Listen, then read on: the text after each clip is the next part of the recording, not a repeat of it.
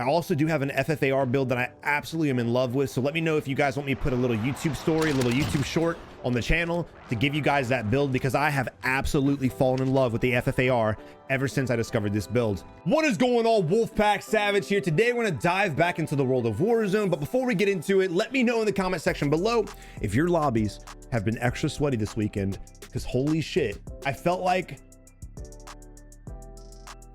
I don't even think I can feel anymore. But before we get into the video, if you haven't already, subscribe to the channel right this second. Also, destroy the like button and share this video with your friends. If you have teammates out there that make these same damn mistakes, or you know some people out there that make these mistakes, make sure you share the video so that they can improve as well. But without further ado, let's go ahead and dive into the video. All right, so here we are, spectating me doing the things that I love to do best, confusing the hell out of enemies when I decide that I need to end my own gameplay experience. All right, but here we are spectating Hendrickson, and he is sitting on the rooftop completely exposed. You have two cubbies he could be sitting in right now. He's got no teammates left. He's got a teammate that's in gulag. The circle's closing in 42 seconds. And because we're wide open and exposed, revealing our entire body to the world, what's going to happen? We're going to get shot by everybody that's over here as well. A lot of players love playing the edge of the map. And if you're going to play on the edge of the map and expose your body, you're going to get destroyed. Absolutely destroyed. Holy crap, man. That was just that was a lack of everything. Lack of awareness, lack of cover, lack of giving a shit. Here's a whole nother team actually. But again, we have three teams sitting here on the edge of the circle playing around. We got another team back here at Quarry. You got the most wanted over there in hangars. Got a lot of shit happening in this area. This area is usually pretty popping, especially if it's on the edge of the circle. Any main compounds that are on the edge of the circle, if you guys are trying to be safe and not fight people, you guys want to avoid. Now, if you guys are trying to go out there and chase everybody down, definitely rotate to areas like this, because you're going to be able to get a lot of fights in. But I definitely don't believe that's what Hendrickson was trying to do. All right, but I do use streamer mode. That way I hide the identities of all these players. That way no one gets their feelings hurt, right? So a lot of these names you guys are seeing are probably you've seen in other videos as well. They're not the same player. They might be, but probably not. All right, but here we are spectating Provine. Trying to gather his weapons. One thing I wish the loot did spread out a little bit more. It is kind of a pain in the ass sometimes when you kill somebody and their satchel and streaks and everything are just stacked up on top of each other, and you have to sit there in a very dangerous area out in the open at times, in the middle of fights at times, and you're trying to gather things you need for the fight, mid-fight. And you can't really gather it efficiently because the loot's just stacked up on top of each other. And that's something that really killed Battlefield's BR, which was called Firestorm. That's something that really killed it, was in the beginning, the loot was literally piled up on top of each other. So it's very surprising to see Call of Duty making the same mistakes. Granted, it's not as bad, but there's no reason why the loot just can't be spread out a little bit more. All right, with the circle closing in, we need to be getting safe. Now, Hangars is going to have probably a team because, again, it's on the edge of the circle and it's a pretty prominent spot. And Blue just got shot the hell out of, I think. Yeah. Okay. All right. Blue went down. No pings, no nothing. Our team doesn't even give, they don't even give a shit, honestly. Here we go. Finally, we got some engagement going on. If you want to play safe and go for wins, I highly recommend avoiding areas like this. If you guys are going for kills and you're wanting some action, I highly recommend pushing areas like this. Really just depends on how you want to play. All right. Great down. Great shots. AMAX is a beautiful weapon. The Commando foregrip on that, it's a great grip. I do recommend the Ranger, however. I also do have an FFAR build that I absolutely am in love with. So let me know if you guys want me to put a little YouTube story, a little YouTube short on the channel to give you guys that build, because I have absolutely fallen in love with the FFAR ever since I discovered this build. I respect Provine going this direction to get the execution and the kill, but again, we're in a very terrible area. Orange goes down. Blue is way the hell off. He's going for a super right flank, which again, I could respect, but the problem is we're in a bad position right now. So what does Blue need to be doing? Blue needs to be working himself in a little bit to help us out. We don't know how many enemies are here. There could be one, there could be two, there could be three, there could be a lot of enemies, right? So he needs to come up from behind them and give us some intel and put some suppressive fire on the enemy. That way it gives us an opportunity to cross out the open across airfield. I also want you guys to notice how, oh, here we go. We got a tower camper, ladies and gentlemen. Guys, don't do this stupid shit. Don't do it. Look, if you're sitting in a tower, you may get a kill, you may get 2 kills, but what's going to happen when you're on the edge of the circle and you got to jump off that dumbass tower? You're going to get absolutely fried. Absolutely fried. There's a small percentage chance that you're going to survive if no one happens to be around you, but people like this right here, dude, I can never understand for the life of me why players do this. You pick a fight, you start shooting at somebody like, yeah, bitch, I'm the man. Then you go prone and hide. Why? I just can't figure out the logic in the tower plays at all. Ever. Now, should this final circle happen to finish on the tower, maybe it'll be a good play. But once the circle rotates, now you may be able to ruin a few people's games by using the tower strat, but I don't think I've ever spectated a team. And correct me if I'm wrong. Let me know in the comments if you guys have ever won a game sitting in the tower. But I don't think I've ever seen a team win using the strat before. I wouldn't even say strat. I use that term loosely talking about this damn play. And again, it's a lot of pressure. The tower's a great pressure position, but it's just not smart for the win, bro. Right now, if I was Provine, I would just get in the vehicle and drive off. If you really want the kill, all you got to do is go to the hill and wait for him to come to you. Or just separate yourself, keep your eye on the tower like he's doing now. Drive away, but keep your eye on the tower. Get out of the trees first. That way, when you see him jump out and start parachuting, jump out and kill him. It's easy. All we got to do is wait. Ha ha, Mr. Tower Boy. Guess what? Now you're going to die. I hope they kill him at least. Don't let him survive. Blue said, I don't want to get in there, bro. I want to kill this bastard. I love it. I love it. God, I love it. Ruin this kid's day, man. Ruin it. All right, Blue did ping something over there. I'm assuming he's another enemy. This is what I'm talking about. Savage, I love being in the tower. What happens when this happens, guys? What's the play at this point? You pissed off a squad, and now they're going to make sure you die. All right, we're giving up on this fight, I think, and hopefully Blue will be able to take him out. All we got to do is wait another 10 seconds until that guy's got to get out of the tower, and then he dies. He may even back out of the game. If he backs out, that's the ultimate troll, honestly. We'll sit here, waste our time to get the kill. And lo and behold, he backed out the entire time. We're waiting for nothing. Never mind. Yeah, he backed out, bro. That man's gone. That man left. He said, never mind. I'm not giving you the kill. I'm going to play another game. I'm going to go play some Fortnite this game. That's exactly what he said. So, I mean, look, that was his best decision. That was his only decision. So he kind of won in that fight because we wasted all of our time doing this shit instead of rotating in, getting more kills. We're sitting on 8 kills. I think there were like 70 players left when we started that engagement. We lost out on a lot of time and a lot of opportunity to get more kills. So he kind of won. He lost, but he kind of won in our minds a little bit. So what a troll. What a dick. I love it. I freaking love it. All right, but we need to get our teammate back. So we're going to go for the supply runs now. A lot of players go for most wanted. That's fine. If you have 2 teammates up in quads, supply run is definitely your bet. 100%. Don't put a little flare up in the air for everyone to know where you're at just to get 2 teammates back. Dude, you got to learn to drive, brother. And I'm not going to hate. I can't drive in this game either, but damn. You hit everything. If this were bumper cars and you got points for everything you hit, you'd be winning right now hard. Hard, fam.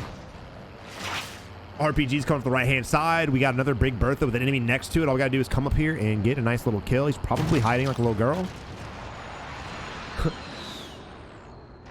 I'm not going to lie. Didn't see him at all. Oh, he's self-res, bro. Oh, no. What are you doing? Oh, don't lose this fight. All right, we got to be careful, though. We just got sniped. We just got sniped from the right-hand side, bro. Oh, my God. This is giving me anxiety. Oh, my God. Right here. No. Now, unfortunately, so let me give you guys another tip. When you die, you can actually ping things on the map, right? What do we not see? We don't see a ping. The enemy, our teammate that died, never pinged where he died from. All he's got to do is pop up the map and ping that bitch. That's it. For some reason, he didn't. So now we're kind of oblivious to where our teammate got shot from. We know where he got shot from because we paid attention to the tracers, but Provine in the heat of the moment, worrying about the guy that he downed and he splatted, self-reviving, shit like that, he clearly wasn't paying attention, which is fine. But his teammate should be utilizing pings to his advantage. Guys, if you guys take any tips from these videos at all, please, for the love of God, please take this one. Utilize pings every single second you can. Now, I'm not saying abuse it and spam 1,000 pings, but if you get shot from a direction and you're safe to do so, ping it. If you're aiming at an enemy and you're about to fire and your crosshairs on them, shoot and ping the enemy. There's no reason to sit here and tell me you can't do it. I do it. A lot of players do it. Anybody that's top tier player does it. A lot of medium tier players do it. Even bronze lobby players have gotten into the habit of pinging enemies. So make sure you guys are pinging enemies, whether you're alive or dead, doesn't matter. Make sure you're using pings to your advantage. Comms are awesome. Voice comms are awesome. But the best type of communication to deliver where an enemy's at is using pings. Make sure you guys are doing it. Pings, man. All right, but now the tables have turned. Well, now they've really turned. All right. I did not see that coming. I did not see that one coming. Where the hell? Oh, yep. Now, for some reason, this is probably one of the most popular rooftops for people to do this stupid shit. And I want you guys to know, he's got 7 kills doing this too. That build on this weapons is really questionable.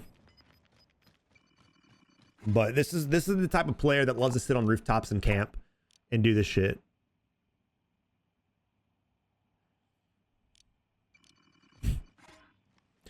Granted, I'm hating on him for doing this, but it's honestly a good play. Why is it a good play? Because everyone that's over to the north side of the map has to come towards us. Now, I don't respect the fact that we're hard scoping the entire time. Now, let me ask you guys one thing. Would you guys rather narrow your field of view to only see this shit, or would you rather be able to see this shit?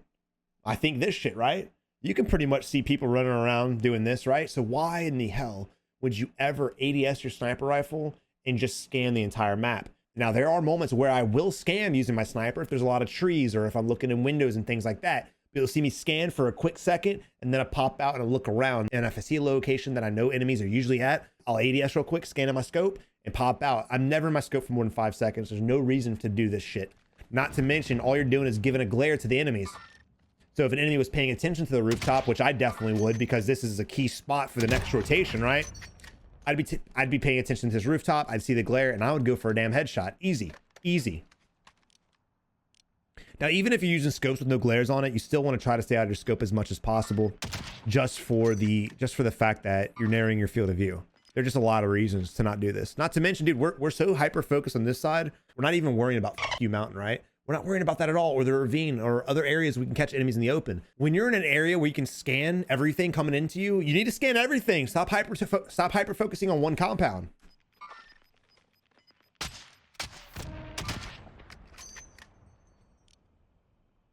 Now, I'm not going to critique his aim and his shot. Oh, you just saw somebody running, bro. What are you doing? If you're going to live in your scope, you better pay attention. Oh my God, bro. We have a loadout drop next to us. Go ahead and get your ghost class. That's pretty self-explanatory. I hate spectating shit like this, but there's a lot of lessons to be learned because a lot of people play like this, and that's fine. Do what makes you happy. Do what you have fun with. But just make sure that you do it efficiently. Please. Please!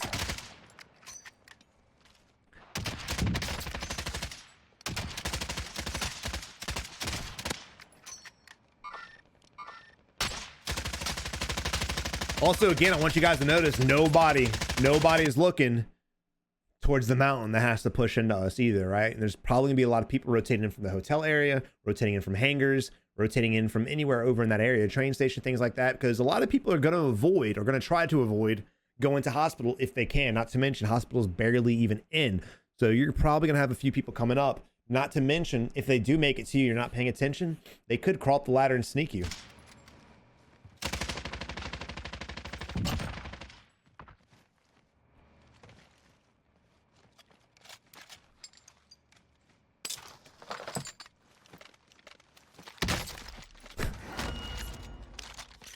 Dude, what is happening right now? What is happening right? Wait, what? You're choosing this gun. You're choosing to use that weapon and reveal your entire head. Okay. Okay, interesting. So here we are, still on the rooftop. Just shooting away.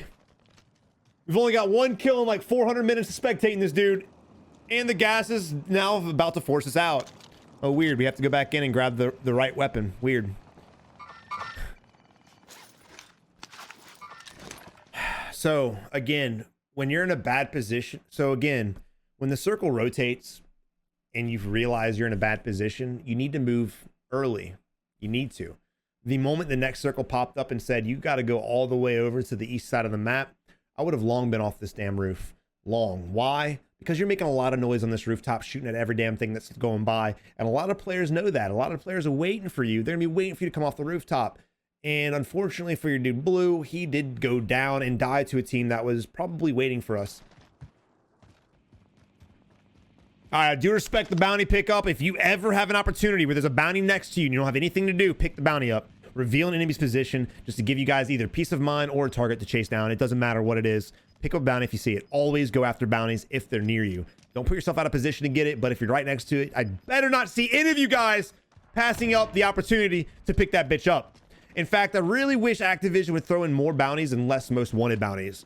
You probably have 10 most wanted bounties used ever in one match. Yet there's like 300 of them on the map. It's absolutely insane. I mean, look at this shit right now, bro. We've got, let's count right here. We've got 1, 2, 3, 4, 5, 6, just in this little bit of area. We've got 6 most wanteds in one bounty. Well, 2 technically that we picked up, but do you see the ratio, how fucked up it is? It's pretty dumb. Pretty dumb. But I will say this is the first BR where you have the bounty system, and I do love that. I do love the fact they added in different objectives to do to give you guys different things that you can go for and keep your body moving. And again, the whole reason that I tell you guys to go for objectives is to keep your momentum going and keep up your speed. You don't ever want to freeze up and like this. You don't. Why? Because we got to get out of this area. And we're sitting here going back and forth, back and forth. How many times do we need to see the buy station? How many times do we need to see the loot? How many times do we need to see this building? We don't. We should have gotten everything we needed already and been long gone. We need to start focusing up this end game. This is crazy. There are 23 enemies. Oh, weird. Weird. Weird. Weird. God, and he just wasted a self-res. And he goes down again. Yeah. Yeah. Savage. What? No buts about it, bro. You can't do that. That's a mistake. Huge mistake, man. Huge. He may be able to crawl in, but I doubt it. Yeah, he's dead. All right, but we already know where the rooftop camper is going to go. And honestly, you know, in a downtown ending like this, and this is another reason why I hate downtown, you kind of have to play how you don't want to play. Oh, this guy right in front of you, bro.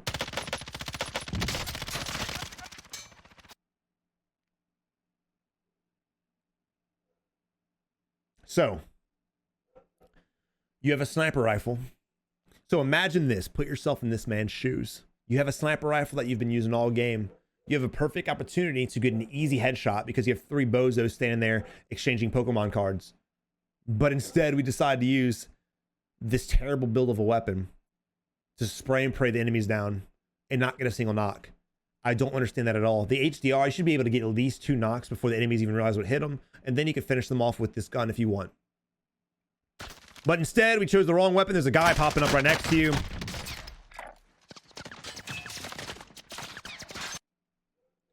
Oh, yeah. And lastly, you shot at the enemy team as your friend was coming up the zip line, which made it impossible for him to come up here to get you because now they're all looking that direction. The play would have been to go to the rooftop. I like the play of us coming up here, but coming up as a team. Don't just start shooting at everything that walks by because you need to have your team get up here efficiently with you guys, right? Not to mention the dude with the cowboy hat. We saw him pop up before he even took a shot. We should have focused on him as well. We should have used a sniper rifle to shoot those enemies. We didn't. A lot of mistakes right here that just cost him his life and probably his team. Because if I was in the enemy team shoes, I saw homeboy fall off that zip line. Guess what that lets me know? That lets me know that there's more teammates over on this side of the map, over here, right? Where Blue's at. So I would instantly get my squad that you just pissed off. We'd come over here with the boys, bring the boys over to this area, get on this ledge, and start blowing you guys to smithereens. Is he going to try it again? Luckily, we had a self-res. We were able to self and rotate outwards. The problem, though, is we had a great opportunity to get a team fight 1 and get the high ground. But we've lost that opportunity. Because now they're expecting us, and now they're ready for us.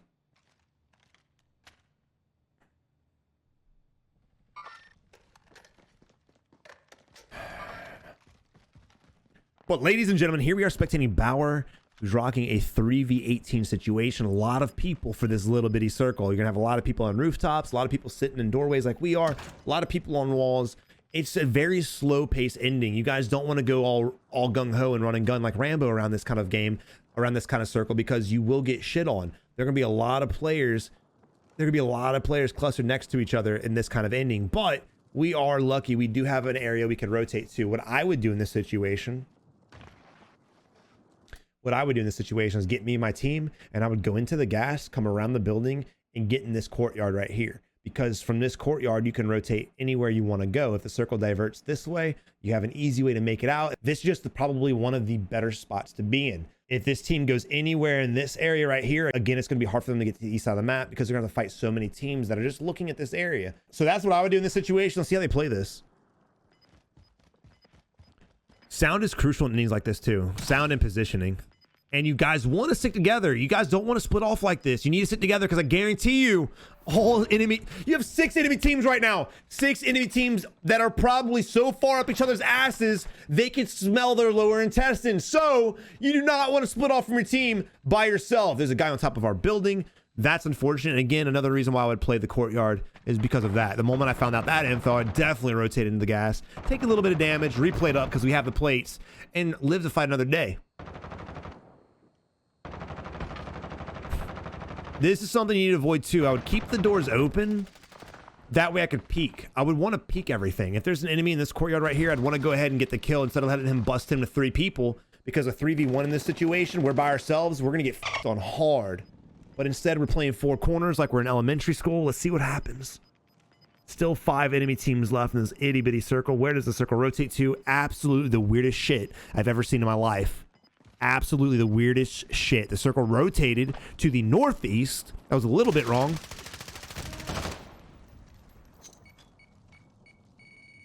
Not a bad throw, honestly, if I do say so myself. Very, very nice. Very nice. Granted, the way I wanted to play still would have worked, but their strategy actually worked as well. This team may actually win the game. Here we are, ladies and gentlemen, in a 3v5 situation. Shit's getting intense. We're stunned. We got an enemy running towards us right now. We are able to connect our shots while stunned. I love the patience. I love the accuracy. I love the focus. And now we're down to a 3v3, which means it's a 3v2v1 because there's 3 teams left total. And there's gonna be someone on the roof. So because there's gonna be someone on the roof, I'm assuming you want to make sure you're not in this area, because all the guy up top's got to do is look over and start blowing you guys away. So what I would do is play closer to the building. Whoa, whoa, whoa, whoa, whoa. Okay, woo! I thought I was going to lose that fight for sure. He's trying to hit fire. Oh, it's not a pretty sight.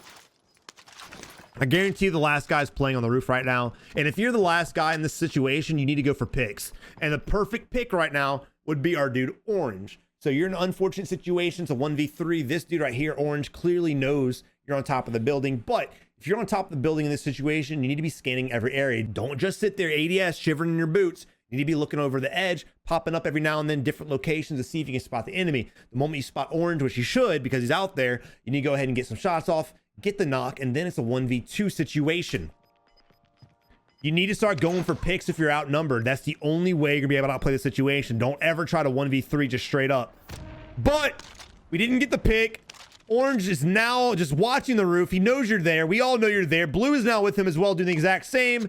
Bauer's he's sitting here just looting. I don't know why. You don't. Okay, he's oblivious. He's got no idea what the hell's going on. Now I think he's on the roof. He might not be. This man might be stem glitching. Who knows? Who knows what he's doing?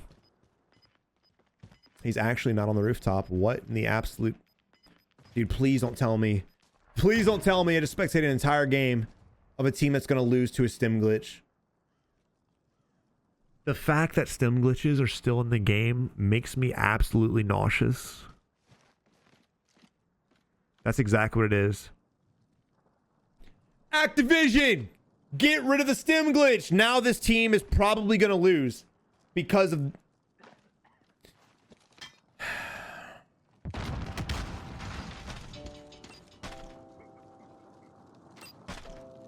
They're just icing themselves right now. I mean, what are you gonna do?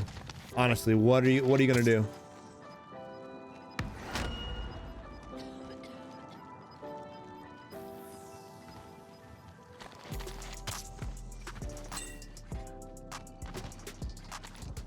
You know, there's just no strategy. There's no strategy that can protect you from this game. Now, guys, I understand it's just a video game, but this... You know, a lot of us play video games to forget about stress, right? It's a stress reliever to play video games, but when you're playing something competitively like a BR or any kind of shooter that's competitive, the last thing you want to have to deal with is people cheating the system.